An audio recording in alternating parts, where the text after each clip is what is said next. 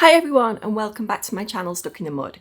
I am Kirsty and today I wanted to talk a little bit about my experience with the perimenopause and menopause and how that affects or has affected my mental health over this time. I'm 44, so I'm probably at that prime age for the start of menopause, which is usually said to be perimenopause, which is a period before actual menopause where everything is fluctuating, so your hormones are all over the place, probably a bit like puberty.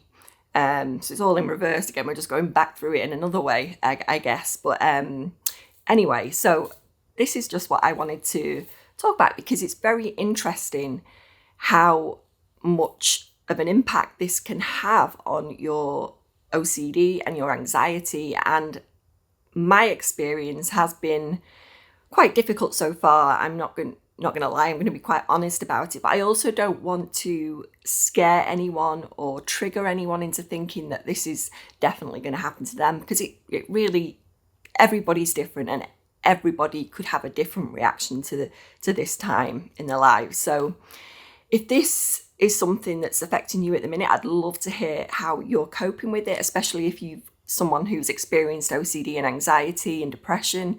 How is this impacting you? So please let me know in the comments down below. But going back to my own experience, well, it all happened at a time when, well, it was after I was pregnant, actually. So it all happened after I was pregnant. So beforehand, I hadn't noticed any particular changes in my menstrual cycle. Everything was just as normal. I'm usually very regular. So for things to kind of go all over the place, it'd be quite alarming to me because, I've always been like clockwork, I'll be honest. Always like clockwork. Every 28 to 30, 32 days. So after I had my last baby, my fifth baby, who is 2 years old now. So I had her just before my 42nd birthday. And it was very strange after I had her. I've talked about this in previous videos where I talk about my mental health battle after I had her. And I went through quite a traumatic time with OCD and anxiety. So it was very questionable at the time whether this was having an impact on me, but it wasn't really spoken all that much. It was my own kind of inquisitive mind. I was trying to establish what was going on with me because I'll be honest, I was very scared at that time because nothing really went back the way it was before I had my last child. So my periods seemed to be all over the place. It didn't come back like it did after my other children. I think it takes a while for it to come back, but usually within a month or two, I'd always get my period back after having a child. But this time it just wasn't coming back. And I was quite alarmed by this because I thought, well, this is different. What's wrong? What's wrong with me? But then no one really suggested it could be this. I think it was only me mentioning it at the doctors that they concluded, yes, it could be. So they ran some blood tests, which didn't really show anything conclusive. Everything seemed within normal ranges. And so it wasn't really looked upon as it was a huge factor. But then also having OCD and anxiety after a baby is very, especially if you suffered it with it before, it was kind of concluded that I was just going through a really bad patch with my OCD and anxiety. So that's really what I was treated for. I was treated with antidepressants, but I was also offered some form of birth control. But I'll be honest, I've never really taken it. I think I did briefly many years ago, but I've always preferred to go more of a natural route. So I've never been caught out. Every single baby we've planned, and that's the way it's been. I've been able to work around that and do everything as natural as possible. So I wasn't really keen on suddenly trying some form of birth control. However, I did go on to the antidepressants. If you look back at my previous videos when I talk about hitting probably one of the lowest points so far in my life, you will understand everything that happened, but I won't go into that too much now. So once it was established that things were kind of normalizing and my cycle started to kind of come back into play, it was still a little bit irregular, but it was starting to come back. But my whole feelings around all this really frightened me, because I just didn't feel like me anymore. I didn't feel like the Kirsty I was before I got pregnant. And let's be honest, we'd gone through a pandemic. I was pregnant in the pandemic, so there was big factors there at play. I also was going through a tough time with my mum, who I have actually lost, and she was very ill at the time, and it's tough. I was going through some really tough things, and I was pregnant on the back of a miscarriage as well, so there was a lot of things at play there, and those things could have contributed to a big, the build up, and then I've just gone, whew, and the anxiety was just horrendous. It just felt like it was out of control. I was in a really, really dark place at that time. But going back to the perimenopause, I did feel like things were different. And let's be honest here, there's many women now that are having babies into their 40s. It's not unusual anymore. And a lot of women probably around the age I was, 41, are thinking, well, we're running out of time, do we want to get one more baby in? And they will go for another baby. So I think it's probably good to highlight that now, that, we may notice some differences after we've had the baby, because our bodies are changing. We're going into that perimenopause, those perimenopause years. I'll be honest, I didn't think I was going to get any signs of menopause until probably closer to 50, if I'm honest. I'll be genuinely honest here. I didn't really think of the menopause as being anything more than hot flushes and, a bit of brain fog and all those kind of things we've heard about it so much over the years. But then again, now we're becoming a lot more aware that there may be other factors that come with that, like anxiety, depression, and maybe an increase in OCD and intrusive thoughts. And that is a part of what I think I have experienced during this time. But I think it was probably a combination of things for me personally, where I was going through a tough time. Also, maybe going through some changes with my body, because I am at an age now, I'm 44 now, and it's plausible that I'd be going through the perimenopause. So my mum was, I think, 50 when her period stopped. So I think I've heard the perimenopause can last around up to 10 years. It's a long period of time when those changes can take place. So yeah, I really wanted to stress, though, that not everyone is the same. It doesn't mean just because you've experienced OCD and anxiety in the past, it's gonna rear its ugly head again. It doesn't mean that at all. I've heard it's more likely to if you've experienced it in the past, but it's not necessarily a sure thing. And I don't want to worry anyone with that, because I'm always very conscious in my videos not to trigger anyone and scare anyone, because I know how that feels when I've watched other people, and people aren't always careful with their words and how they explain things, and it can upset people and it can make people quite frightened. So I'm always trying to be careful about that, because just because you've experienced it before doesn't mean it's going to happen again. But I think I'm thankful for the experience that I've gone through now. It was really tough, but I also have gained things from it, because I'm kind of at this point determined to do it naturally. I do realise now that as I've learned more about the perimenopause and menopause, the loss of estrogen and how that can have an effect on many different things in your body. It can affect so many different things. So I know there's a lot of talk about osteoporosis in women. So I've been following a weight training program. So I've heard that's really good for your bones. And so I've been determined to try and follow that up.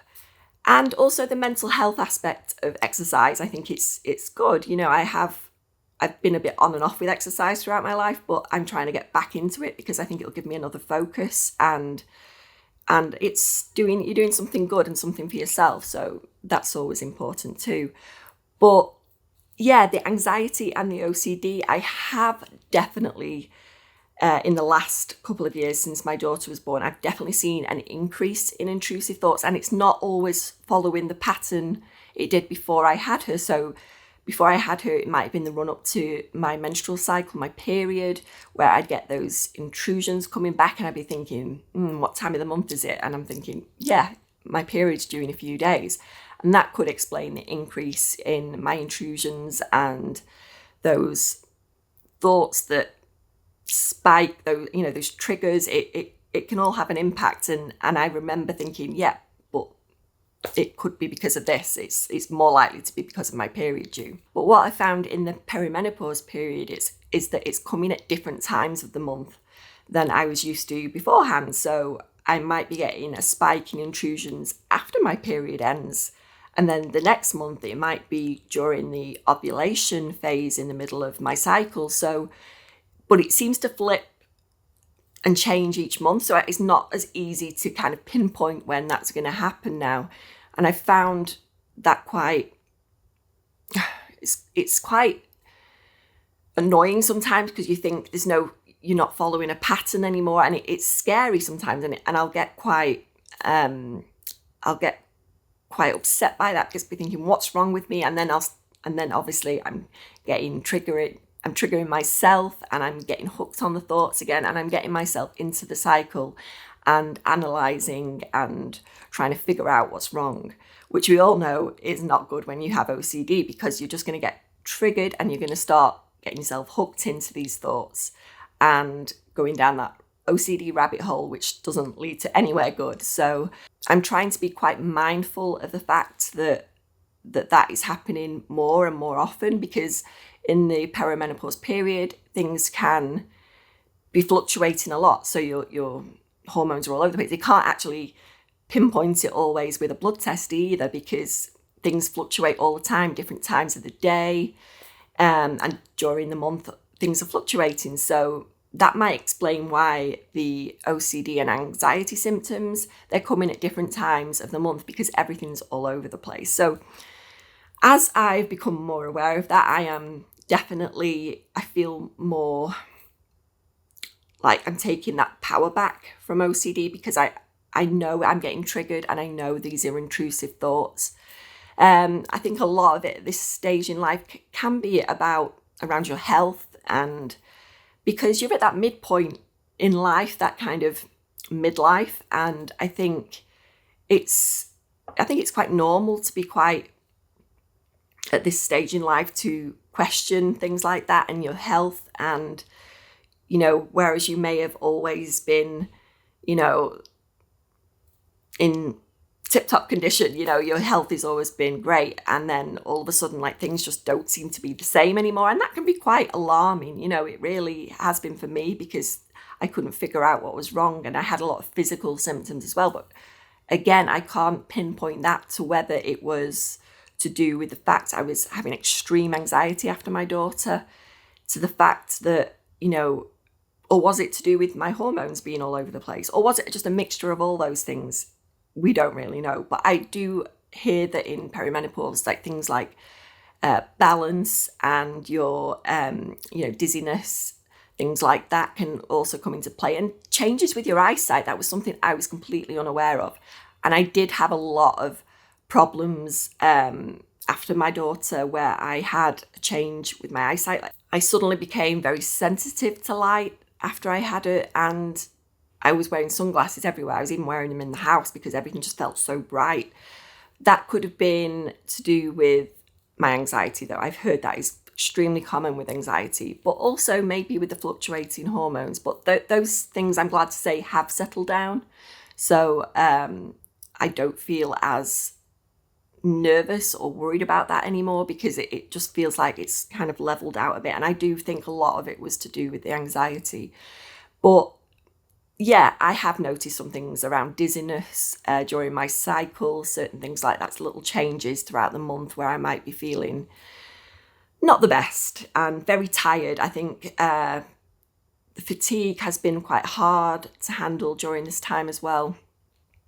So I've noticed that having a big impact on me, but also that can have a knock on then to your mental health, because obviously if you're not feeling particularly energized, then to start going out and doing the things you would normally do. Because I think that's what I really want to say with this video, is the fact that to continue it and move through the anxiety and the intrusive thoughts and the OCD, because this is something I've learned the last couple of years, is the fact I'm not trying to get rid of OCD anymore. I'm not trying to just eliminate it. I'm learning to coexist with it. It's something that's impacted my life for almost 40 years. And I think I've spent a lot of time trying to get rid of it, and it's just backfired.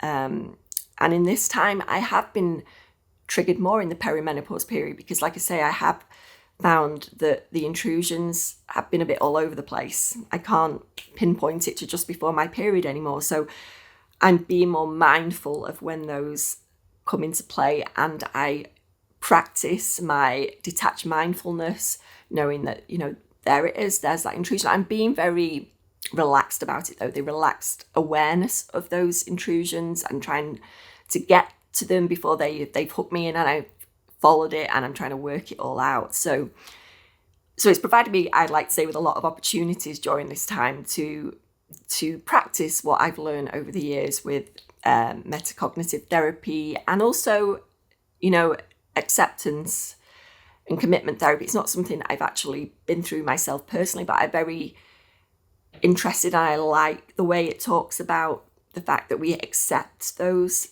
thoughts and feelings, and we let them be there. And that is important, because I think if you can move through them and still work to your values and your goals, and just not let it stop you, because that is the problem. And I've had it myself in life where I felt like the OCD is stopping me from doing the things I really want to do, and in doing this as well, there's always something I think I've said that OCD could stop me, because I wouldn't let myself do it, because I was too scared to put myself out there and of the repercussions of that. So now I'm actually facing that fear, and it's something my mum always used to say, actually feel the fear and do it anyway. And that's almost the same with OCD. It's just feeling it there, and it's going to feel uncomfortable. I'm not going to lie, it's going to feel scary sometimes to kind of let those thoughts be there, but it's very important not to try and push them out and try and change them in any way. Just let them do what they want to do,